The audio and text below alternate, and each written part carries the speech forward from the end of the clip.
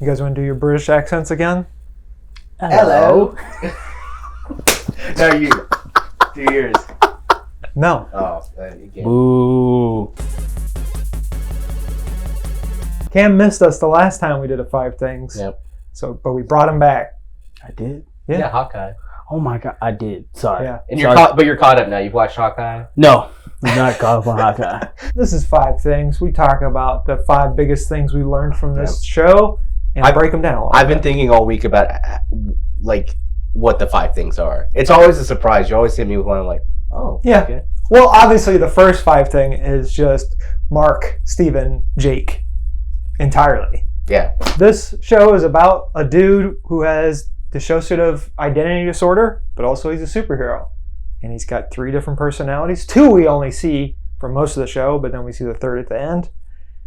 What did you guys think? I was confused for a short amount of time there, but Oscar Isaac does a great, phenomenal job on both the backstories with them. It's a great series. Yeah, I feel like with him being a lesser known comic character, they could really go for broke. And Yeah. they did. And Oscar Isaac, of course, like everything that he's in, from Ex Machina down to Dune to now Moon Knight, it was like he's always bringing something fresh and new. Yeah.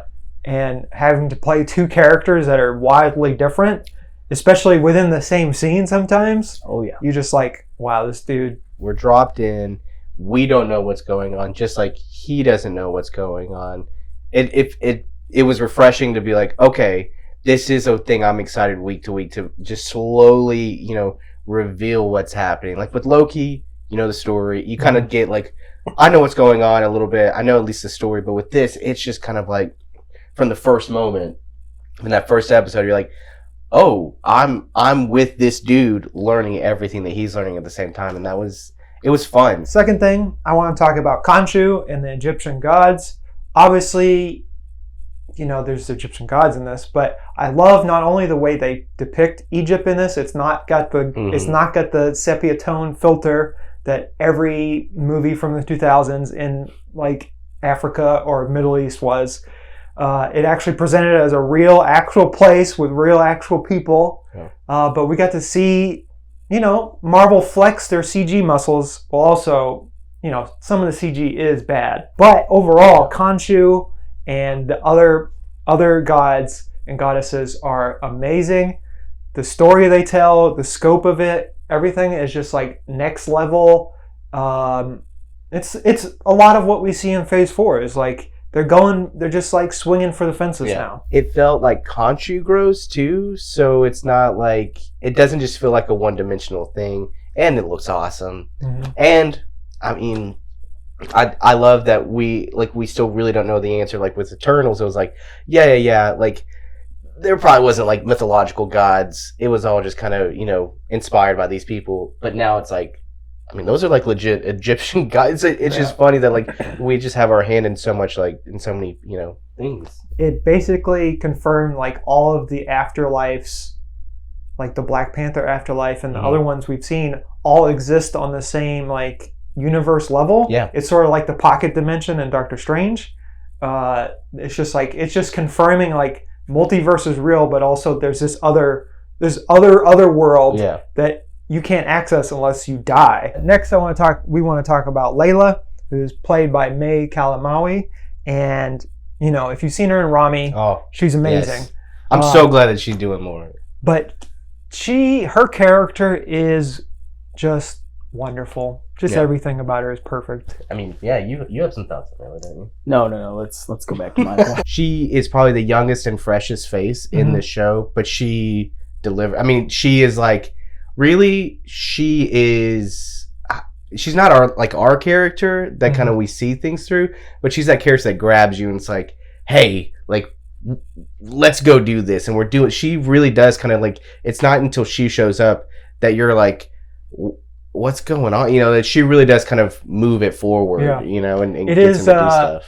I think it's like a rewrite of what happened in Indiana Jones, because the female character was always getting dragged along or damsel in distress. And this is like a reworking of that. It's like, she's getting dragged along, but she's not in distress at all. She can handle herself. She can figure it out. It does feel very Marion in that regard. Like Marion, was dragged along, but she was very capable. But also, it's like, what if we took that idea of Marion and we just like cranked it up and made it awesome? Yeah. And then she got to be her own superhero, which was cool as heck.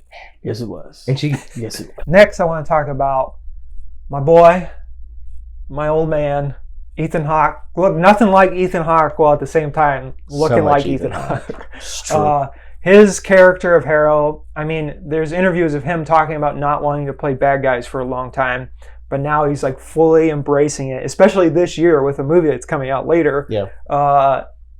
Man, just what a great performance. Like, you can even go back to like the psych ward stuff and just the early on stuff, like putting his feet into the sandals with glass. That's the first thing you see. Listen about Dylan, and he's just smashing things and putting in the and you hear it the whole show. Harrow is a very interesting character. Yeah. Seeing his backstory, how he hates Khonshu, and that whole thing, like how that developed throughout the whole series was great to me. And even him playing the psychiatrist or doctor, whatever you want to call it, he's playing some massive tricks on our guy. Yeah. I still don't really even know what, like, I feel, I don't know. I'm still so lost by a little bit of that. I think it's good that you're lost. And I know, I think that like, might have been the intent. Really, the comic plays with that idea of like, is this dude crazy or is it real? And I don't think we've fully answered that question yet. There's a lot of parallels between Black Panther and Moon Knight in that the storytelling is basically the same, that the good guy and the bad guy have the same motivations. They're just coming at it from different angles. So if you think about Harrow and Killmonger, they're basically right, but they're going about it in the wrong way. Yeah. Like, you know, Amit wants to stop evil before it happens. But you can't stop evil before it happens, because what if that person decides? It's like the Minority Report. It's real problem. Minority Report situation. It's like you don't know if they'll actually go through with it or not. And so that's why Khonshu seems like the right choice, but we don't know if it's the right choice. Yeah. That's the greatest part about Moon Knight and Black Panther, is like, we don't know what the right choice is. We just know that that person was not going about it the right way. Yeah. Not gonna throw a curveball this time. Just gonna do a real quick. If you had to rank all of these shows, where does Moon Knight go? I want to watch it again. This is the one I want to watch again. Mm-hmm. It's the one that I'm the most excited for. Maybe a season 2, even though I know it. This is, I feel like, the first time we haven't gotten one confirmed so quickly. And I also just love Oscar Isaac. You feel the love in this one, and all of them feel like that a little bit, but like this one just feels different, feels a little special. It also just feels so trippy that, again, they could start out season 2 and be like, it was all in his head, and it would be like, it's up there probably with Loki for me, you know, just in terms of excitement and something that we've never seen before. I'm putting it in the middle of the pack because of the significance of WandaVision, Loki, and now I'm drawing a blank. Not what if. Oh, Falcon and Winter Soldier. Falcon Winter Soldier. I was going to say Captain America. Oh, yes. Yes. I think you're okay. Yeah, you can say He's that. I can say that. I mean, whoa, Yeah. let's not get twisted. That is Captain America. Yeah, that is okay? Captain All right. America, Just solidify that for those at home. Great story. Great visuals, things. But, yeah. It's some good stuff. Like I'm looking forward. Moon Knight. You said what? Sounds like you hated it. Oh, no, I don't hate Moon No, I'm Knight. kidding. Listen, I look forward to Wednesdays, man. Overall, yeah, it's like third or fourth. I haven't really decided yet. Loki and WandaVision, it's going to be pretty hard to beat those, in my opinion. Also, this one's very disconnected from the whole thing. Yeah. So if we're watching these as sequels of each other, we're not really seeing any connections yet. Like, with everything else sets up stuff. Yeah. I know there's some Halloween stuff coming down the line that Moon Knight might maybe show up in.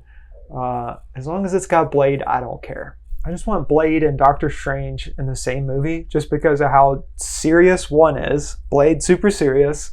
Doctor Strange is a smarmy butthead. He is a butthead. He has bad wigs, though, too.